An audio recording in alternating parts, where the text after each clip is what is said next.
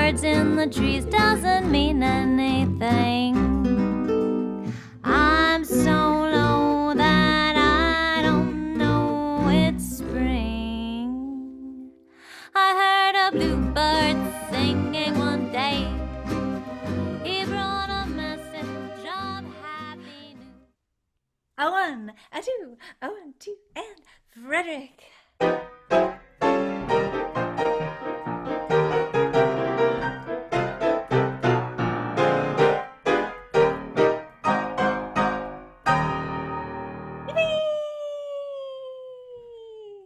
Hi, everybody. We are back on a lovely. Well, we're doing this on a Sunday. We'll see when we finish it up, but it's a lovely day today, and we're here for another episode of Hit of the Week Parlor Party with Janet Klein and Mr. Frederick Hodges. Here I am, Janet. Thank you so much for inviting me back to your wonderful parlor party. From my parlor to yours, I blow you a kiss. Long distance. Got it. Oh. Right there. Oh. Get one over here next time. Oh, I'll get the other side. So it's wonderful to be back with you. And of course, you're up in Northern California. I am in the far north. However, we are still having beautiful weather here today, just as I assume you are down in the south. It is breezy and balmy, and I'm looking out of my window, and I think maybe by next weekend we're going to have grapes ready to go on the vine. Oh, I mean, really? they're just little. I wish I could send some over. No, I'll come down over to your house. I'll drive down and pick some grapes. Come on down, and then we can have like we can take off our shoes and run our toes through them, like they did. I don't make wine. I don't make wine. Oh, no, we'll just eat them as table grapes. Well, Frederick, have you been wildly busy in your own new and exciting way? Well, I have. I have been doing a lot of recording here on the piano for various internet broadcasts. They're not out yet, but they will be. So I've been practicing and doing everything I can to be prepared and professional. We try to keep it going. Can't help it. Someone has to keep the world on an even keel, musically. I'm afraid it's you and I. For instance, are you doing accompaniment for the Charlie Chaplin Festival at the Niles Essanay Museum? Well, not accompaniment exactly, but I am submitting a song, a Charlie Chaplin song, as I know you did. I did. You can use during their broadcast. Oh, that's great. Well, then, so this is a wonderful thing. I don't quite have my dates handy for that, but we'll help announce because it's a wonderful place. It's a silent movie museum up in Fremont, the little Niles, California, within Fremont, a beautiful little place where a birthplace of filmmaking happened there. And I know that you play there regularly. That's right. They have a wonderful museum, which is also a theater and is used as a theater, used to be used as a theater every Saturday for silent movies. And so I'm one of the regular accompanists there. And excellent. Wonderful place. Well, hope everybody, all our beloved venues can hang in through this crazy darn time. Indeed. I mean, these Zoom broadcasts are fantastic, but it'd be nicer to see audiences up close and personal. I'm going to appreciate it so very much when we can be back in a room with everybody. Yes. Not to mention my bandmates. Indeed, your poor parlor boys. Oh. Of course, I am a parlor boy. Oh! So, because you are I got to perform with the parlor boys and Miss Janet Klein in China, in Japan, and Taiwan, and even in Los Angeles. Yes! One of us. Google, one of us. Careful what you wish for, but I'm so happy about that. Oh, Frederick. Well, it's lovely to be here. I know that we had a little chit chat a week or two ago about what we should cook up next. And because there's just the whole thing is so vast. There's so much music to keep us completely occupied and in a frenzy of treasure hunting. But one of the things we talked about was to just maybe do a little sampler and chit chat about the great personality entertainers that we love from the 1920s and 30s. And just to make sure everybody knows about them. I talk about them a lot in my shows, but now we can do a little show and tell of our sheet music and ephemera, and and just drill everybody. so, so some of the people we thought we would kind of cover today was Baby Rosemary, who I love to talk about Baby Rosemary. I do a lot of her tunes. I've stolen a whole mess of great things, and you were going to do a couple Eddie Cantor tunes. Indeed. I love Eddie Cantor. I love Baby Rosemary. In fact, I kissed Baby Rosemary on the lips. Ooh, I did get to meet her a couple times too. She had so many great stories, and she had a long life, long history, and kind of a coming out thing towards the end of her life because they did a wonderful documentary on her. Yes, and her that autobiography that she wrote, "Hold the Roses," Yeah, came out, and it's just fantastic. Her fantastically long career. She started out at the top as a 6 year old. exactly. I just Getting there, love there to was remind people of that because most people know her from being a character actress on the Dick Van Dyke Show. And what maybe your grandma would have known at the time was that, oh yeah, baby Rosemary, when she was 6 years old, was a child singing sensation. But who knew? I mean, I imagine that Dick Van Dyke Show, Maury Amsterdam was probably a vaudeville pal of hers or something. He seems like somebody went way back, You also. know, I think you make a valid point. I bet most audience members in the 50s didn't know that this Rosemary was the same Rosemary who had the radio show in 1930 and made those movies. And she had a very long career as an entertainer, as Baby Rosemary, on stage. And then as she grew older, she became Rosemary and was a nightclub performer for years before she broke into Broadway with a show. Well, she did a lot of Broadway shows, but one was Top Banana with Phil Silvers.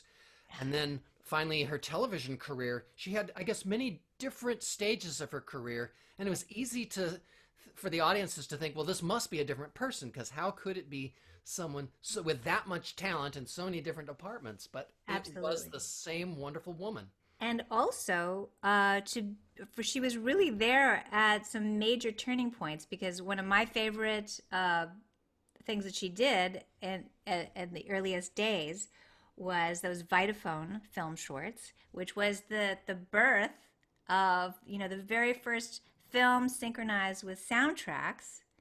And so there she was on film at the same time that Al Jolson was doing his thing, of putting the sound together with the film of his stage act, and she was just this little tot, and she outdid everybody. I mean, she outdid the adults. She was so talented, and then she was one of the first people to play in Vegas when the first Bugsy Siegel's Club opened. Right? She had great stories about that, and she also was a great teammate of Jimmy Durante. Right? I mean, even Indeed. Jimmy Durante said she did Jimmy Durante Yeah. rather than just anybody. But yeah, Part of her nightclub act was doing celebrity imitations, and her Durante act was one of the most famous things that she did. But she did all kinds of acts. In fact, many of her impersonations are captured on phonograph records that she made in the 1940s. They're very rare, but they're full of wonderful entertainment delight. wow. Well, okay, I'm so excited. Uh, let's. what should we do first? Well, we've been talking about baby Rosemary, so let's just I'm gonna go on the other side of this curtain, and we'll do whatever we can in whatever way we can, separate and together. I love, what a great idea. What Cool. song do you want to do? I want to do My Blackbird is Singing the Blues. You mean that fantastic song from the wonderful Paramount movie International House? Yes. And we could go on and on about that. But let's talk, let's just do this song first and then we'll All proceed. right, it's a All right. deal. All right. Excusez-moi. I'm going to go behind the curtain.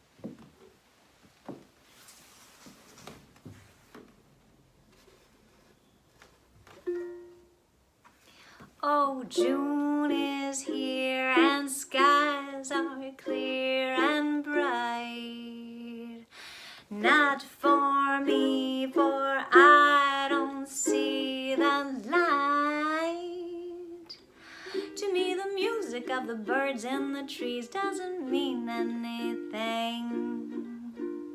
I'm so low that I don't know it's spring. I heard a bluebird singing one day. He seemed a messenger of happy news. He filled the air above with a song of love. But now my bluebird's singing the blues. A pair of blue eyes wandered my way. But how was I to know what love and lose? Because my bluebird's nest is a blackbird's rest, and my bluebird's singing the blues. I was a dumb one, love was blind, or maybe I should blame it on the moon. A certain someone changed his mind, and my bluebird changed his tune. Oh, my blue skies seem to be gray, and I packed away my dancing shoes because my big romance was a song and dance. That's why my bluebird is singing the blues.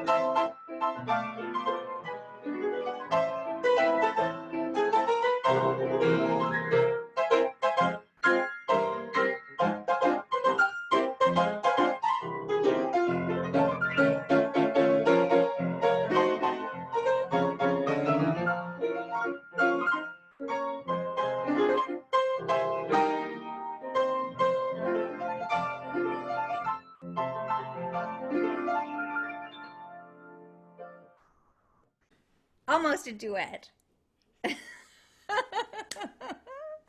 Thank Thank you so much, Frederick.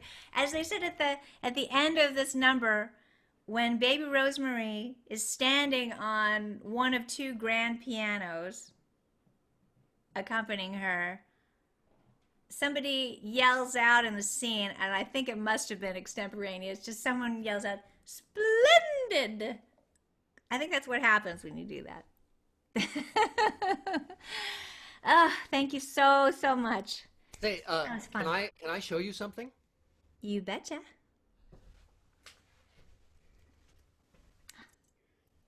Let's see this. Oh, it's catching the light. Who are we looking at? This is a photograph of the composers of that last song, Ralph Ranger and Leo Robin. Here they are with Gladys Swarthout, the opera star, backstage of a movie musical that they were all working on at that time. And so this is what the composers look like. And I have another picture. Wow, that's great. I didn't recognize. Oh, and Look at oh, this one. oh, I love those. Now Now, there they are. okay. Now this the lady here is Anne Ronell. Oh, I love And her. this picture was done a publicity picture at for the Paramount movie Champagne Waltz. They all wrote music for it, but unfortunately, this picture has all of this marking on it that This was is called, used yeah, camera ready art. camera ready art. I don't know how to remove it. Maybe one of our audience members can email me and let me know how I can remove that Oh, stuff to well, salvage the digitally, picture. I know a little bit because digitally you could. Now, I love seeing the artifacts on those press photographs actually because they usually have however we come across these things from press agents' files or newspaper old publication files. But those were used as press photographs, and usually they were stamped on the back with the date that they were used for a publication. They'd have things taped to the back with typewritten text, detailing what was in there, Yeah, and the you know caption that would go along with the article is exactly. always included. But they would crop those photos for I newspaper know. and then use that Yes. whiteout or whatever it is. Exactly. But I there has love that. I I have some favorite things like that too.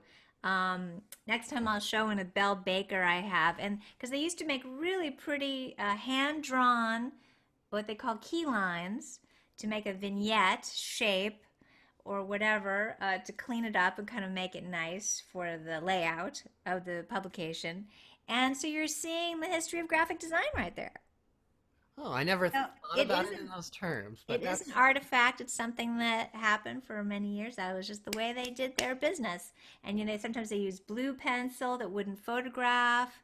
And it's also fun sometimes to see the retouching marks painted on the photographs. It's retouching has been going on a long time.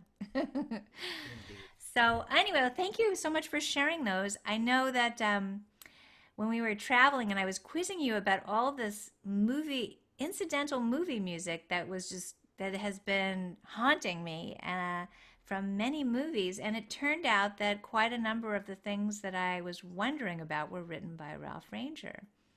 Yeah, he So, was one of the most important people on staff at Paramount on as a musical director. He worked on almost every movie, and not really as a songwriter. He obviously wrote a lot of songs, published a lot of songs, but primarily his job was writing incidental music for movies. oh, is that it?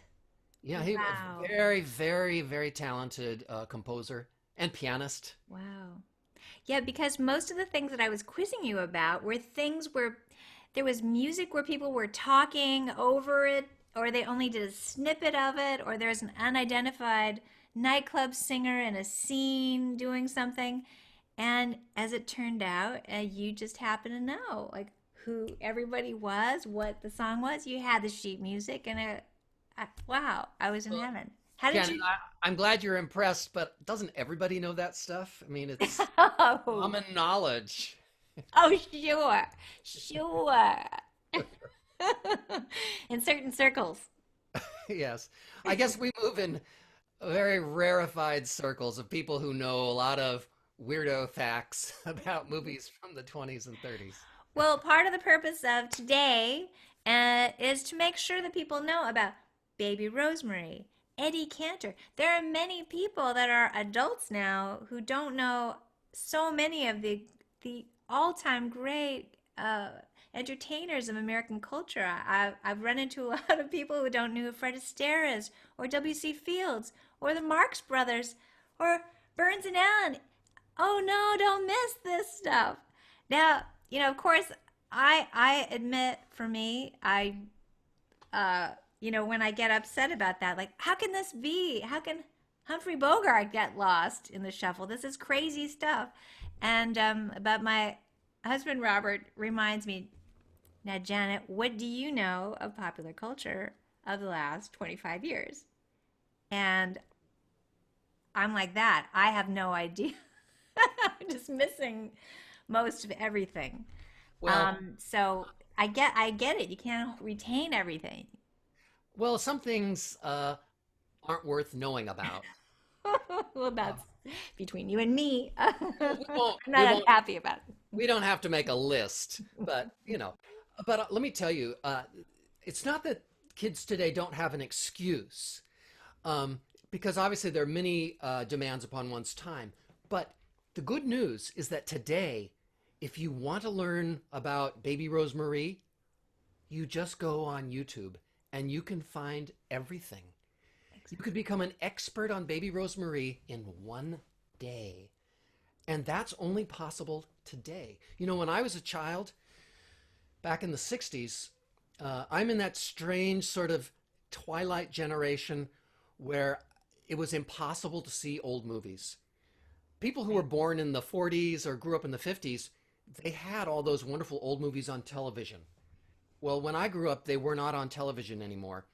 Well, I And was I was growing up with that. We were probably around the same time frame, and they were, there were less channels on the television, so it was only like 13 channels, and so you would just turning the dial, you would sometimes see these black and white movies. Maybe it was the Marx Brothers or the Three Stooges. You could never tell when anything was going to be on, or maybe they were on late at night or whatever, but you could still run into them. And that definitely caught my attention when I was a kid. well, we had that in the Bay Area. There was UHF channel. Nobody knows what that means anymore. A UHF channel out of San Jose, the Perfect 36, it was called. And they on Saturdays would play old movies, and that's the only way I ever saw them. Um, However, you couldn't see them in theaters. So I started collecting sheet music, and I just fell in love with these wonderful old movies based on the music and the graphics from the sheet music. But there was no way for me ever to see a Fred Astaire and Ginger Rogers movie or anything. Yes. It wasn't until the 1980s when these things started coming out on videotape. And then there was this television channel called American Movie Classics, AMC. They Right. started playing old movies, and it was a revelation to me. Yes. And nowadays, though, we have Turner Classic Movies, Right. and it is just like the other day. They were playing all these wonderful Marx Brothers movies. And yes, I've seen them before, but I was transfixed, and I sat there in front of the TV for hours watching Animal Crackers and Duck Exactly. Soup and just laughing my head off all Right. by myself in my quarantine, and realizing how fortunate people are today that they can see Groucho Marx and Harpo and Baby Rosemarie, Eddie Cantor any day of the week, any time, any hour. It's all there. Exactly. It's people are, Exactly. What I noticed too is that when I first came to Los Angeles, I discovered a revival movie house. I'd never experienced that. And so the idea for me that was so mind-blowing is that you were able to get a curated experience. Maybe they would do Mae West movies for a week, or Cassavetes movies, or they'd have themes. And so you could discover a director or an actor, actress, and then steep yourself in it. Because without those kind of resources, it was very catch as catch can. Something would just come across your vision, and you go, what was that? I want more. How do I find out? And there were no resources for us. So that's why what I say about folks from our generation who found this sort of thing is that when we did find this stuff, it was it was like desperate joy. Like, what in the world did we find here? Oh yeah.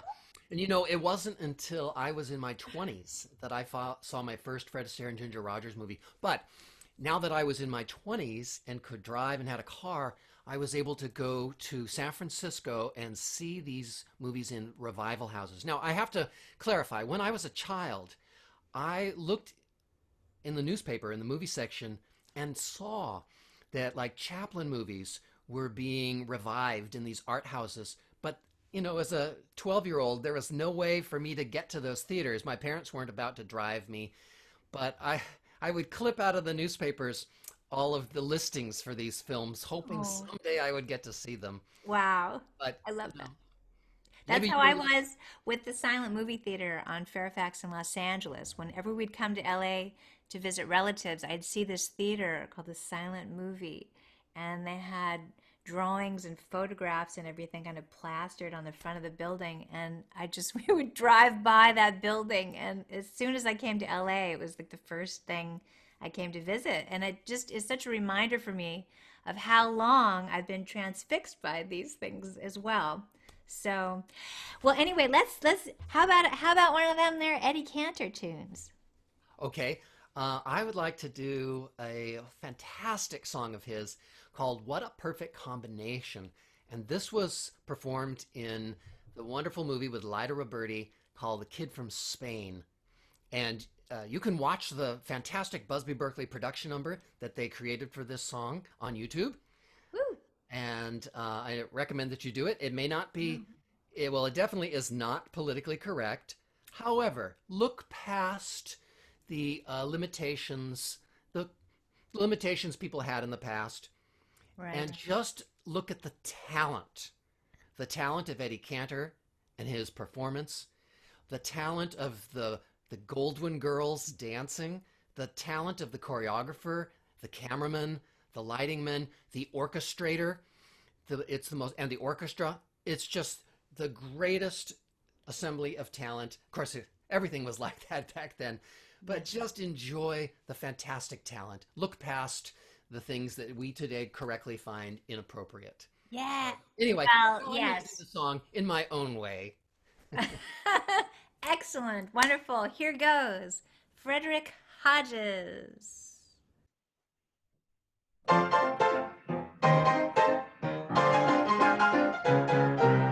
I just fell hook, line, and sinker for the sweetest gal in town. I'm all bound up with a brand new love affair. I can't tell which way I'm going, for the world is upside down. I know that I'm gone. The panic is on. She's got lips that taste like wine. I like hers, she likes mine. What a perfect combination. No wonder we're in love. She has charms and perfect taste. I have arms that fit her waist. What a perfect combination. No wonder we're in love. She taught me one thing. Love is only what you make it. Now I know one thing. She can dish it out and I can take it. We both want a family. I want twins, so does she. What a perfect combination. No wonder we're in love.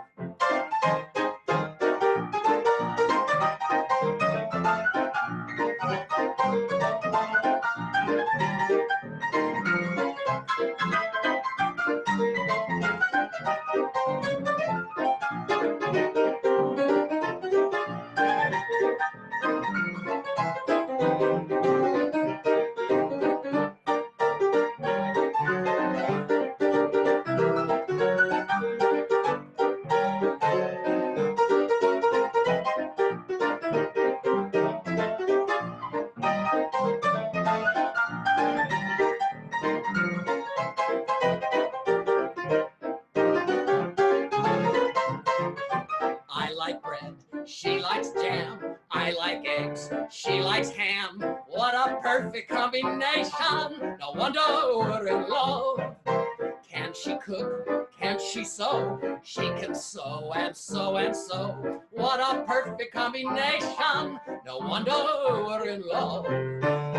Once she liked crooning, used to go for Rudy Valley. We started spooning. Now her radio is in the alley. I'll never rest until she's mine. And when she's mine, I'll never rest. What a perfect combination. No wonder we're in love.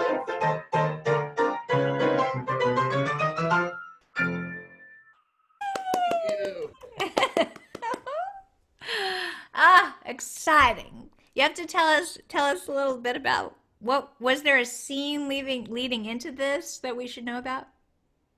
Yeah, well, I assume there's a way to see the whole movie, but Eddie Cantor is trying to escape from gangsters who are after him, and he's he's hiding beneath a table, and somehow he ends up in disguise. I'll just leave it at that.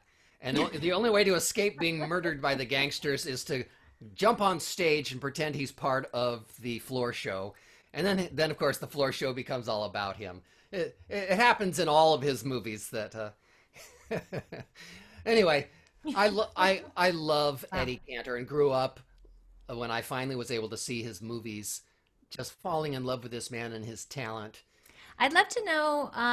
I'd love to know more. I imagine that he might have been a kid performer, Yes, one of he those was a school kid days. performer Or, in New York, and in Gus Edwards' Kitty show, whatever it was called.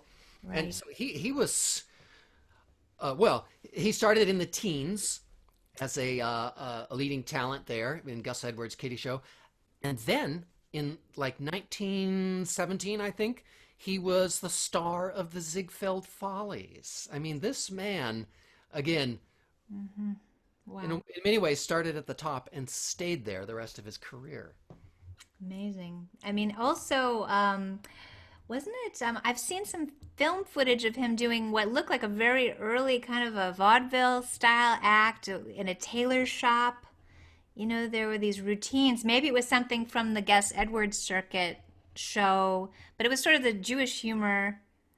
Yeah, he did. Stuff. That was an act he did in, I guess, in vaudeville and other things, and it appears in the movie glorifying the American Girl, Oh, which that's he's it. in. I love that movie. Yeah, it's a lot of fun. And then, of course, if you watch Whoopi, he does a variation of that, but this time he's a Jewish Indian selling blankets. Oh, good. That's so crazy. I love it. Also, I know that in his career, it seemed like there was some sort of, vaudeville stage, then stage shows. I've seen some films of him after he would do the Whoopi show, the theatrical show Whoopi. Must have been at the Amsterdam Theater, and they Yeah. had the Midnight Frolics up on the roof, and then he'd do a nightclub show right after that. So he was also kind of doing these nightclub kind of performances besides the theatrical. And then, of course, then he went on to movies. Yes, I mean in the 30s. Amazing. Well, he made a silent movie of Kid Boots. But obviously, his talent was singing and acting and vocal things, so he didn't make that many silent movies. Well, only one. However, he did make some of the very first experimental films with sound, as you know, in the early 20s. And then, of course, in the 30s, he became a huge movie star and a radio star. But the interesting thing is that, yes, so he was in Whoopi. And that movie, that show, Ziegfeld show, ran for over a year on Broadway. And can you imagine giving your all every night to the audience on stage? And as soon as the show is over, going upstairs to the roof garden of the Ziegfeld Theater and performing for another hour. Amazing. Where did he find the energy? I think it's the music was so great and the nightlife seem so terrific. I mean, these floor shows and the nightclub thing where, they were these elegant looking spots and all the neon and who would want to sleep?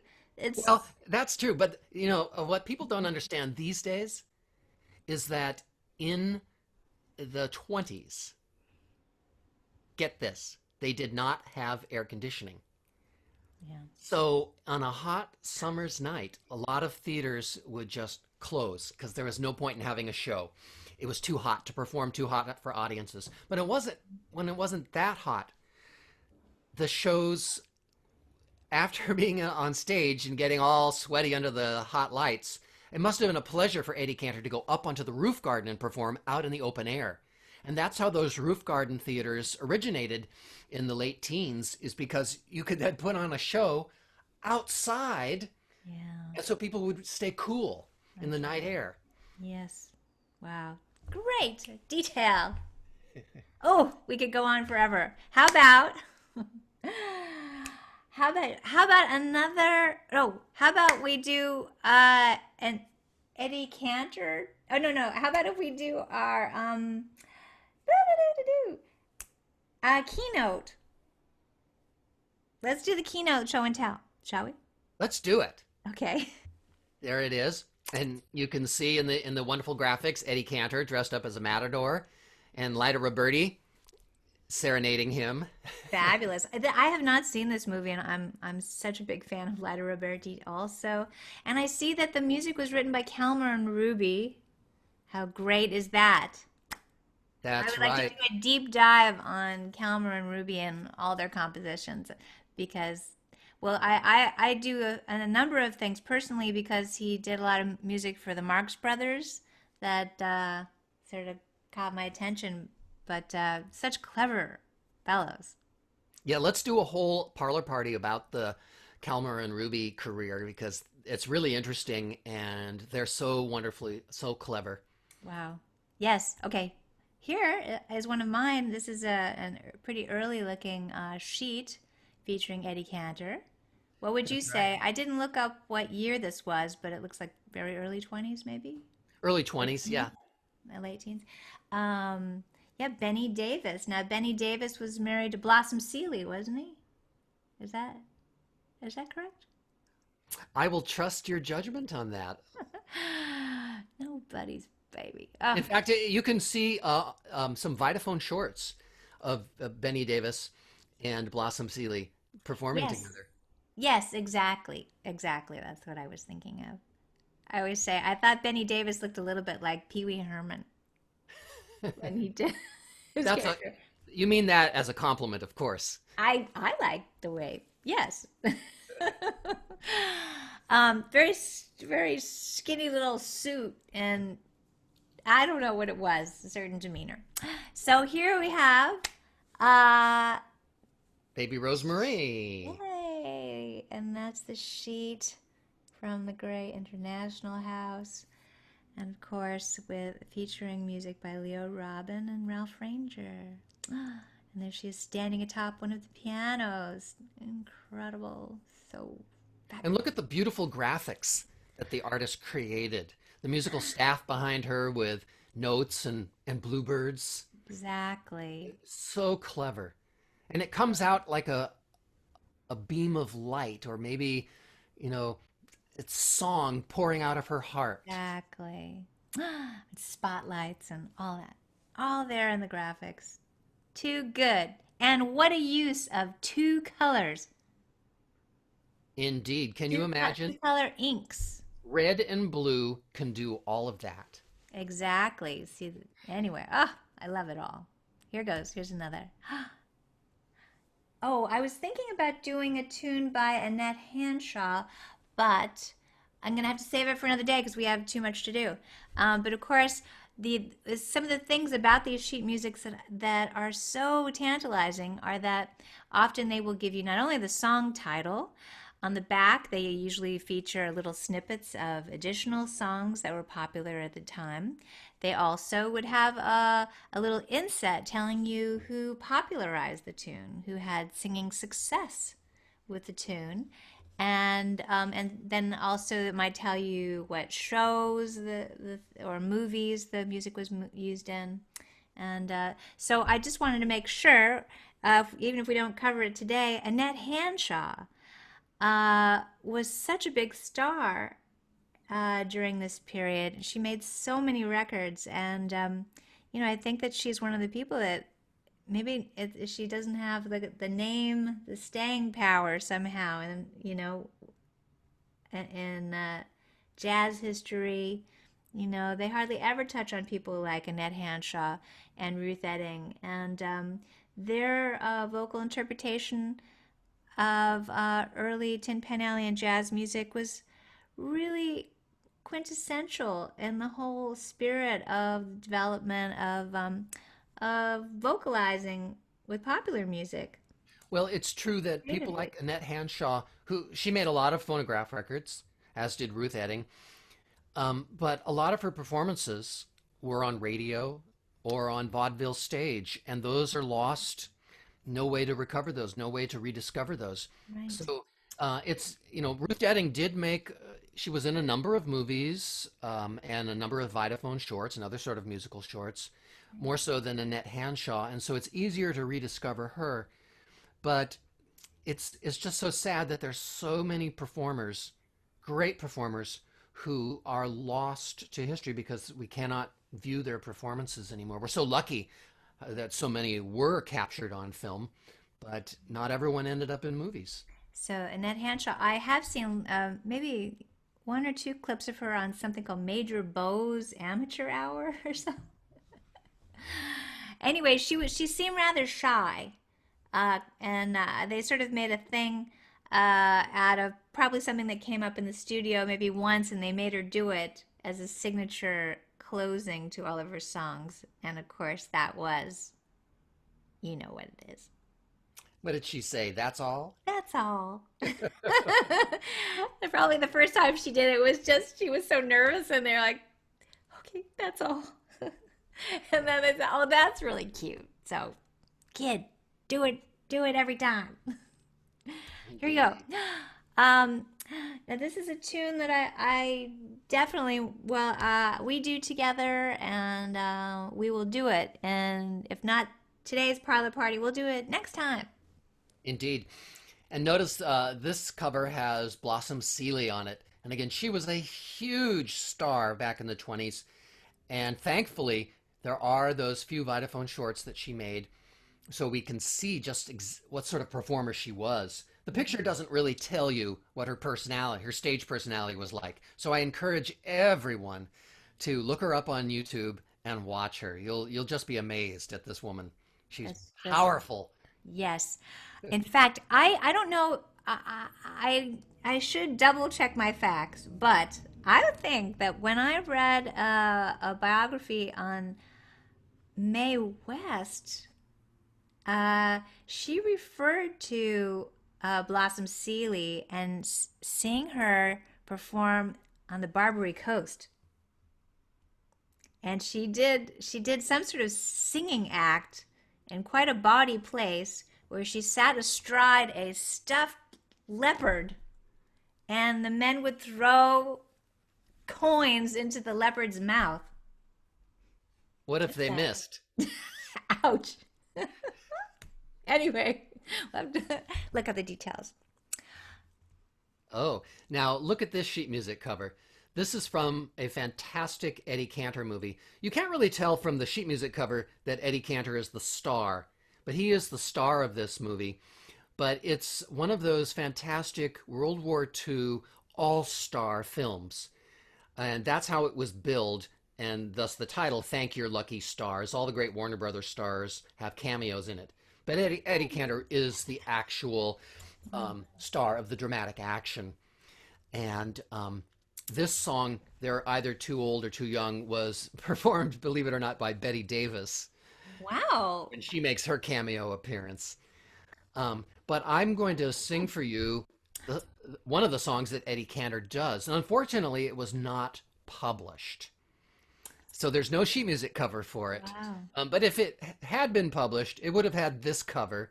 But up at the top, it would have said, We're Staying Home Tonight. Well, and was that used in this movie, Yeah, or you just found it some other way? Oh, no, it's in the movie, and he performs it, and it's absolutely fantastic. Very racy and fun. wow. Oh, okay. Well, okay. Well, we'll hurry up and do this, and then we'll get to that song. Perfect. Oh, this is from my collection. This is Jane Green, who is another just wonderful performer that recorded a lot. In fact, there was some. I've seen some photographs of her with Eddie Cantor, so I know that they collaborated. I'm not sure in what shows or whatever, but this was a still from a Vitaphone film short. That's a lost film short. Still hoping someday they'll find it. And look at she's doing the song "Singing the Blues." Um, That's the name of the show, or oh, it could be the song she's singing right there too. oh gosh, I would love to know. Isn't this wonderful? You see down at the bottom, it has the Vitaphone production number, Right. So and and look at the set that they created. I guess it's supposed to be someone's apartment. But so that elegant. beautiful art case piano and all of the Absolutely. 1920s furniture. I found this is the kind of musical short I'd like to make too. I would like to do that. You know what? Let's Jane do Green is having a parlor party right it. there. She is. Now, is she Oh, imitating you or what? I think she's uh, more imitating life.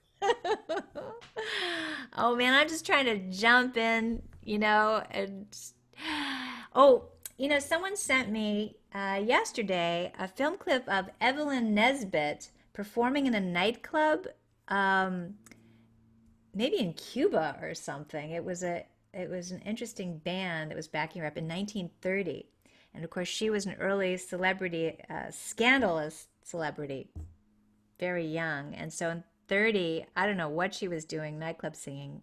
That's not what she was known for. Well, But I suppose the poor dear had to do something to try to earn an honest living after the scandal ah, I so know. many years earlier. So anyway, there's just so much good stuff. Let's see what else. Oh, this is sheet music featuring Jane Green a little bit earlier in her career. You'll notice that she's in the Midnight Rounders down on the bottom. So that's where she perhaps had one of her encounters with Eddie Cantor, who was also a star of the Midnight Rounders. Oh, I'm not familiar with that. That was a theater show. Yeah, it was a theater, a review. I didn't know that. Great. Darn it. How can we see that? Here's a tune that I love of hers, the sheet music for "If You Hadn't Gone Away." That's just one of my favorites of the torch song category. I love some of the lines like, "I wouldn't sit here and laugh at your photograph that I tore in half if you hadn't gone away." Oh, Oh, there's Mae West, and I'm no angel. I know we wanted to make sure to cover Mae West, who is so great. Also, in early theater. I don't know what. Well, actually, look at this. This is a very early photograph that I have of Mae West. Yeah, she was a big vaudeville star in the teens, in the ragtime era.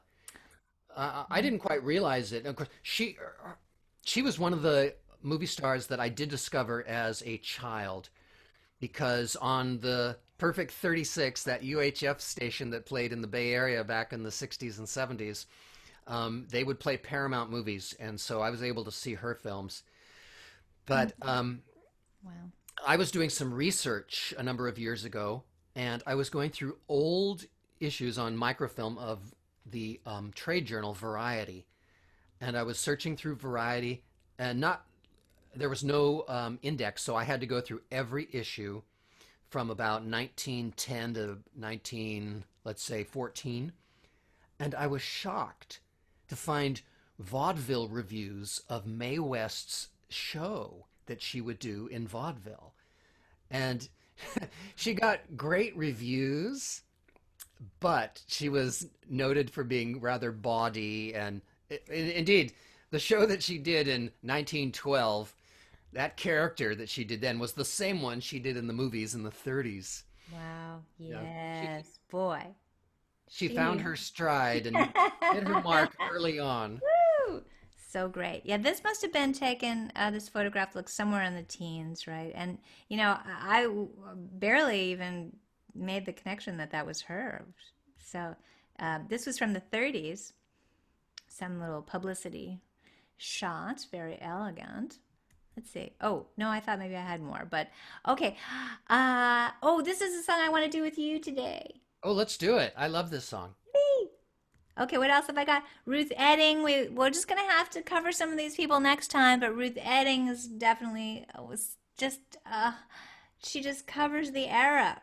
Oh, yes. No. When we talk Oh, about her next time, remind me to bring some photographs. I have some fantastic photographs of her. oh, wonderful. Oh, I'll show you. I have one sitting here. Look at this. She was a big star in Ziegfeld Follies, Oh, yeah.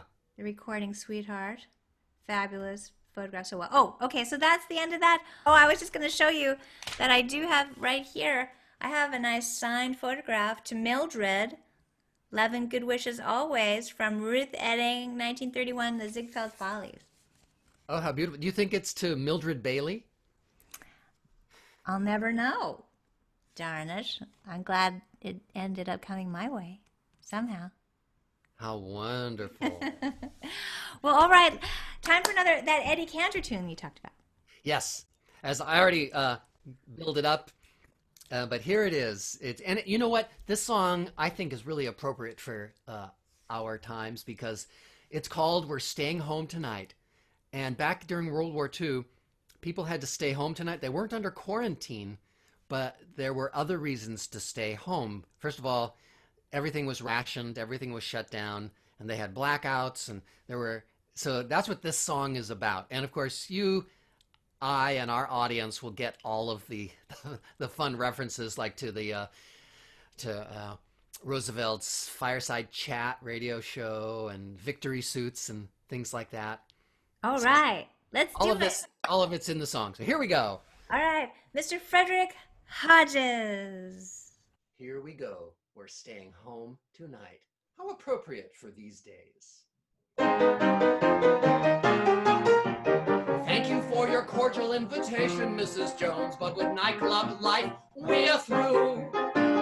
Non-essential spending brings inflation, Mrs. Jones, so here's what we're planning to do. We're staying home tonight, my baby and me, doing the patriotic thing. I've got my income tax return to hurdle, and she'll be saving mileage on her girdle. Don't wanna roam tonight, we're snug as can be, hoping the phone will never ring. The landlord never told us when we moved in this flat that you can use a fireside for more than a chat. We're staying home tonight, my baby and me, doing the patriotic thing. We're staying home tonight, my baby and me, having a patriotic time. It's not that mommy doesn't trust her puppy, it's just that we don't trust our old jalopy. Don't wanna roam tonight, we're snug as can be, being alone is so sublime. When I sit in my slippers and munch a piece of fruit, she'll iron out the wrinkles in my victory suit. We're staying home tonight, my baby and me, having a patriotic time. We're staying home tonight, my baby and me, having a patriotic time. No ballroom floors, the jitterbugs all pile on. Those jitterbugs are murder on your nylon. No brush and comb tonight, no people to see.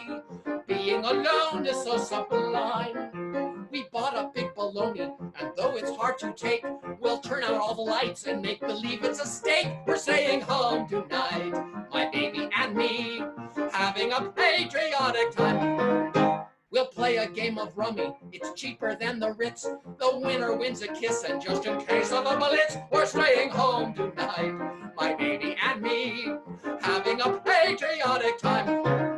Her coffee could be sweeter, but I'm not in the dumps, 'cause every time she hugs me, it's like 2 extra lumps. We're staying home tonight, baby and me, having a patriotic time. Oh, we needed that. Just In, life goes on. Does. You can survive with a little bit of humor. Pep. Home pep. That'll work. All right. Well, what do you say? I mean, we've been having a swell time. And how about doing one more song, you and me together? And I think we'll call it another parlor party. I'd love to do that, but can it be Then I'll Be Happy? That would make me happy. Okay, well, you go first. All right. Okay, here goes. I'm going to disappear behind the curtain once again. And then I will play my version of it. Yay! Let's go.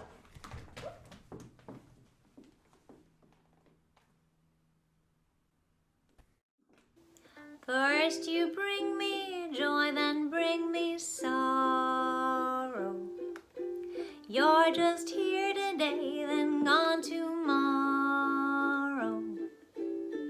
Why can't I have you for my own? Why must I always be alone? I wanna go where you go, do what you do, love when you love, then I'll be happy. I wanna sigh when you sigh. If I could only cry when you cry, you won't be lonely. Smile when you smile, then I'll be happy. If you go north or south, I wanna go. If you go east or west, you ought to know I'd follow you, sweetheart, and share your little love nest. I wanna go where you go. Why don't you let me do what you do? Come on and get me, and we'll make love, then I'll be happy.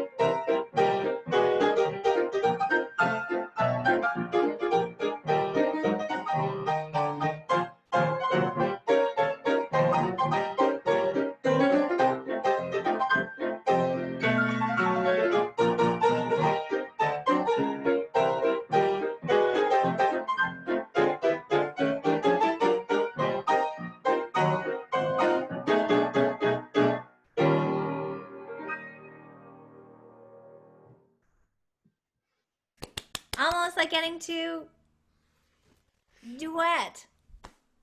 It's almost like Oh. we performed it live on stage for an audience of thousands. Oh, let's do it again. Let's do it again. When can we play? Where? When? I don't know, but whenever we get to perform together again, it's going to be dynamite.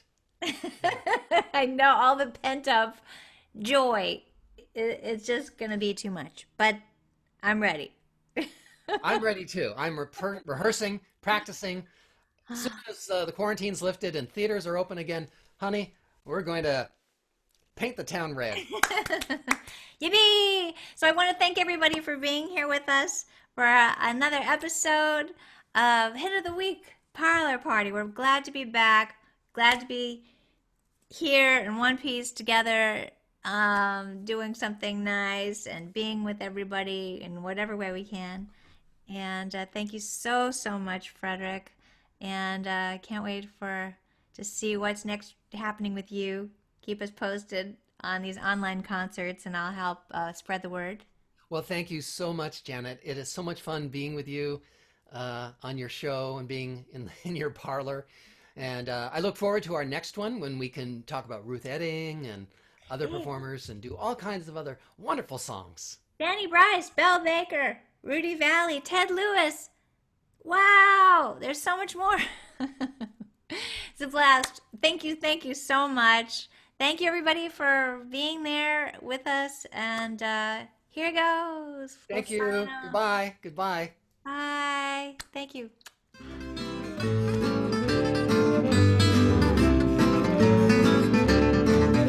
Oh, June is here and skies are clear and bright.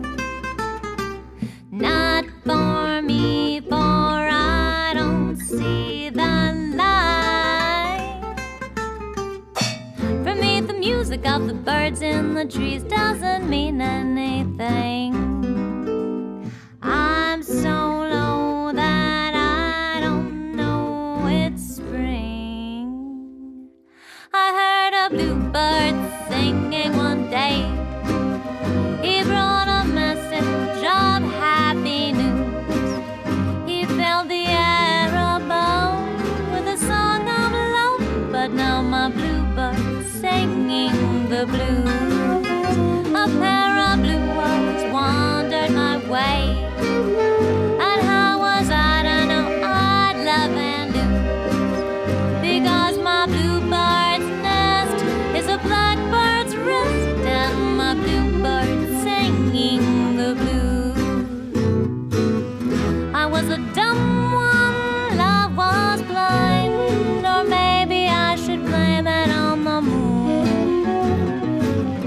A certain someone